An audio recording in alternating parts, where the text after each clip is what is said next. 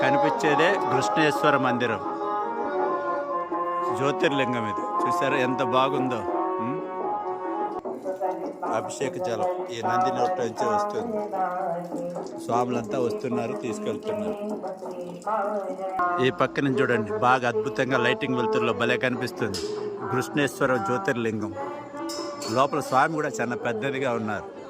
లోపల వీడియో తీయలేదు కానీ చాలా బాగుంది మందిరం. గుడి చిన్నదైనా కూడా మంచి ప్రాశస్త్యం గలది. ఇదే మందిరం. లోపలికి వెళ్ళి చూద్దాం. ఆ కనిపించేది లోపల కనపడుతుల్లా అదే స్వామి. టీవీ అంతా ఉంది.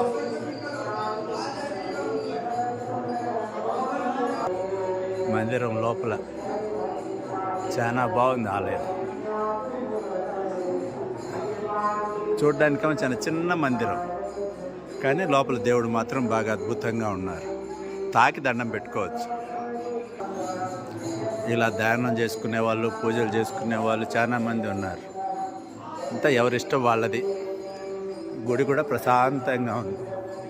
ఉదయాన్నే 5:30కి ఇంత అద్భుతంగా ఉంది. లోపల ఎవరు అమ్మవారు ఉన్నారు చూపిస్తుంది.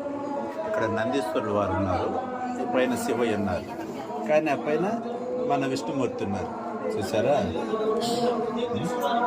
ఓ విష్ణుమూర్తి. అదే పక్క ఆ గుడికి మరో పక్క నందీశ్వరుడు వారు, శివయ్య. ఇక్కడ చూసారా ఎంతో పురాతనమైన విగ్రహం. ఇవన్నీ ఇక్కడే లభ్యమవుతాయి. కొన్ని వేల సంవత్సరాల క్రితం నాటి విగ్రహాలు. తులసమ్మ వారికి ఒక కోటే కట్టారు.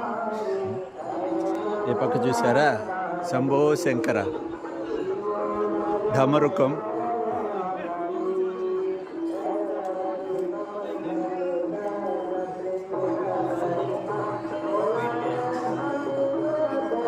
అద్భుతంగా ఉంది కదా. ఓం నమః శివాయ. నాకెంతో ఇష్టమైంది. ప్రతి ఒక్క దేవాలయంలోనూ ఇలాంటి పురాతనమైన చెట్టు ఉంటుంది.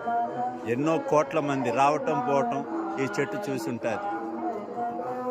మనం పుట్టక ముందు నుంచి ఉన్నాయి ఈ చెట్లు. చూసారా? ఇక్కడ ఒక దేవాలయం కూడా కట్టారు. లోపల నాగేంద్రుడు. ఇక్కడ